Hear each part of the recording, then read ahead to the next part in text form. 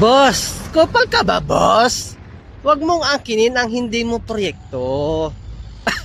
Putang ina, ang lakas ng tama mo eh. Ang lakas ng trip nyo, no?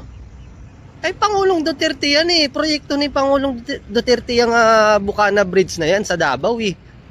Bakit hinaangkin mo? Bangag ka talaga, ano? Bangag na bangag ka na naman. Kapal ng mukha mo. Ha? Kupal ka talaga, boss eh.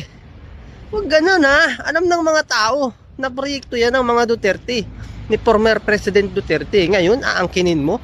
Legacy mo? Huy, wala kang legacy. Alam mo kung anong legacy mo, kupal? Kupal ka ba, boss ha? Ang legacy mo lang ay mga ghost project mo at kung paano nakawin ang kaban ng bayan. Di ba? Yun lang ang legacy mo. Yun ang legacy mo na pinatunayan mo na magnanakaw talaga kayo. Ha? Yun lang ang totoo. Kupal ka ba, boss, ha? Mangangangkin kayo, no? Ang kapal ng mukha mo. Grabe talagang kakapalan ng mukha nito.